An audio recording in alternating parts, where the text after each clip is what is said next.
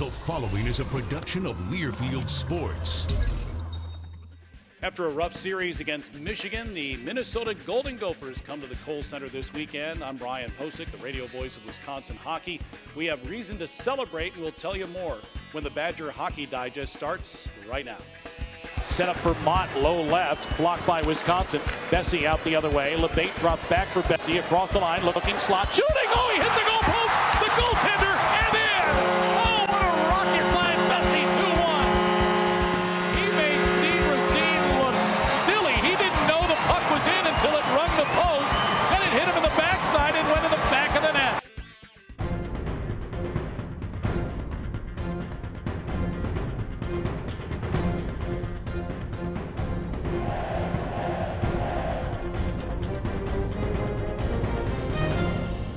The Badger Hockey Digest is brought to you by Charter Communications.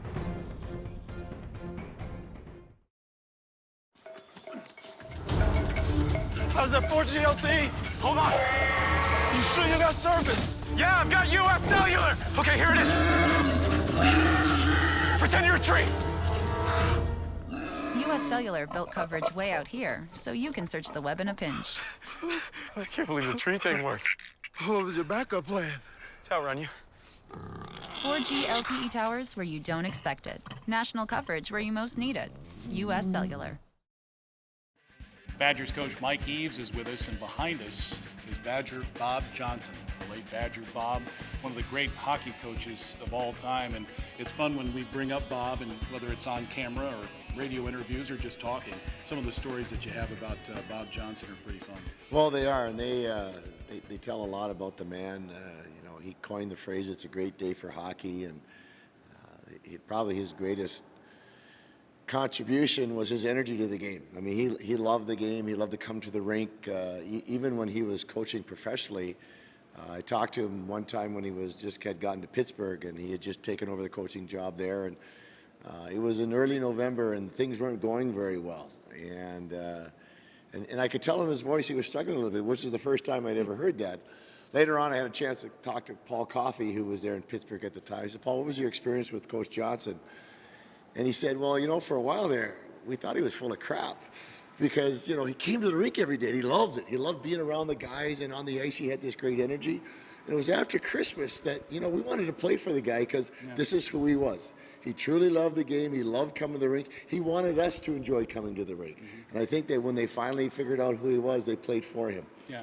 No secret that the Badgers have been struggling here. How do you make it fun for the guys to come to the rink? Well, you have to break it up and do different things. For instance, yesterday, after a tough weekend, we came in, we split into two groups. We had the defensemen.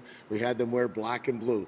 So they were the black and blue group yesterday. Then the forwards came out, and we did specific things to their positions and had fun with it. Didn't go as long, but worked hard and got something done. So I think you have to be aware of what's going on in their world and what we need to work on, still make progress, but still keep it fun. And yesterday was both. We had fun and got things done. Yeah. This past weekend against Michigan, such an encouraging start on Friday when the Badgers scored 3 goals, actually had a 4-1 lead early in the second.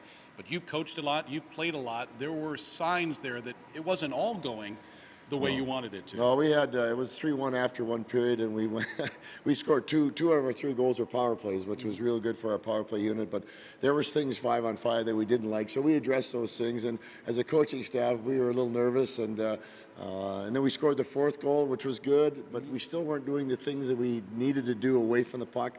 And in the end, it bit us in the fanny. Yeah, and Michigan's a very good team and came out and showed it the next day too, winning 6-0, 4 goals in the first period. A couple of them, though, I know the goaltenders, Joel Rumpel and Landon Peterson, would like back. Could have been an entirely different outcome, or at least game that we could see. Yeah, it was, they got off to a great start. It's tough to come back from 4-0. I think had we left that period down 2-0, we would have had better thoughts about winning that game and being in that game. But a couple goals, as you mentioned, our goalies have been outstanding for us, so it was a little blip in the screen for them. But what we did like after the first period, we played hard. We did a lot of, we played better without the puck on Saturday night, and we just couldn't find the back of the net. So with saying that, it was a tough weekend. We have to control what we can control and get back to work and get ready for the Gophers coming in this weekend. Yeah, Minnesota Friday and Saturday night at the Kohl Center. More about that series coming up in just a moment. We'll be making a traditional traditional octopus salad, drizzled with some olive oil and topped with a dash of salt and pepper.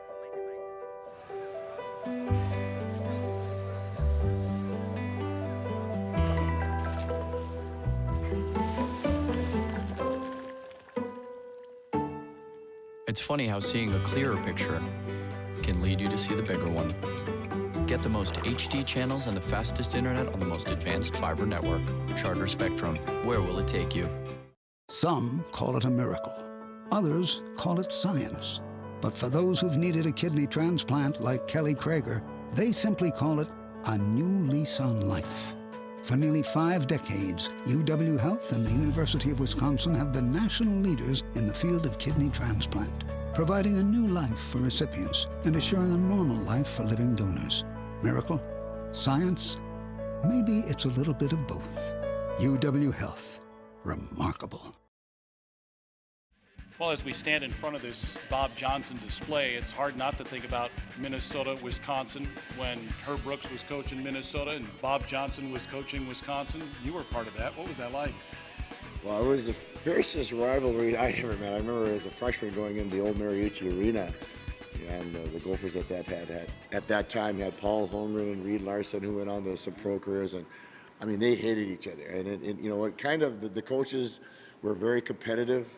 There was recruiting battles that went on, and I had a chance to talk with Herb Brooks after Bob had passed away, and it was in Hershey, Pennsylvania. We were coaching in Hershey, and Herb was in Albany, and we were sitting on the bench at a pregame skate, and I said, "Coach, what was the deal with you and Coach Schatz?" He says, we just didn't get along, and he left it right at that. Yeah. And that's life. I mean, you just, when you're both competitive people and you're going after the same kids you're recruiting, but I'll tell you what, though, Herbie was a smart man because, when he coached the Olympic team, one of his best players was Mark Johnson. He was no dummy. That young man was going to be on his team no matter what he felt about his dad. So, Herb was an interesting man. He was a pioneer in his own time. And it's really interesting that 2 iconic American coaches died so young in their lives, Herb Brooks and Bob Johnson, way before they should have. And it's kind of, they're probably up there still talking about hockey and stuff like that right now. Yep. It's an old cliche, but it's a good one. You can throw out the records when Wisconsin and Minnesota meet, and we should. I mean, here are the Gophers coming to town. They've been struggling, only 4 wins in their last 14 games, and you beat them up there in a shootout, coming from behind, down 2-0 in the third, and pull out a 3-2 win. I'm looking forward to the series again to watch these 2 teams meet each other. Well, no doubt about that. And the way the game ended on Saturday night, both teams are going to be revved up. It'll be really entertaining hockey. And as you said, Brian, over the course of our history, no matter where we've been in the standings or how we've been playing, come into a series, it's always very, very competitive. Yep. And that come-from-behind win, too, on that Saturday. Grant Bessie had a big goal. He also scored 2 more on that Saturday as well. He lit the lamp on a power play goal this past weekend, too. He's been zipping the puck, and it was good to see Joseph LeBate put the puck in the back of the net, too. His first 2-goal game. That power play showing some progress, and the penalty kill against 2 of the best power plays in the country is showing progress, too. Well, there was good signs there. The power play scored, the penalty killing over the last 2 weekends has been in the mid-80 percentile, and so those are 2 good things, and those are things we could build on. We're going to need to continue to build on those because we're playing some good teams. I mean, this is now, Minnesota is just another ranked team, and we've been playing good teams, and then we said that's how you get better, by playing those very, very good teams. Yep. You hear the noise in the background. Actually, they're making a statue of Rob Andringa to celebrate the 1990 National Championship team. 25th year anniversary coming up on Saturday at the Kohl Center for the Badgers and the Gophers. So they're going to honor that club, which was a fantastic one. I'm just kidding. There's no statue of Rob Andringa, nor should there be. Maybe Gary Shuchuk.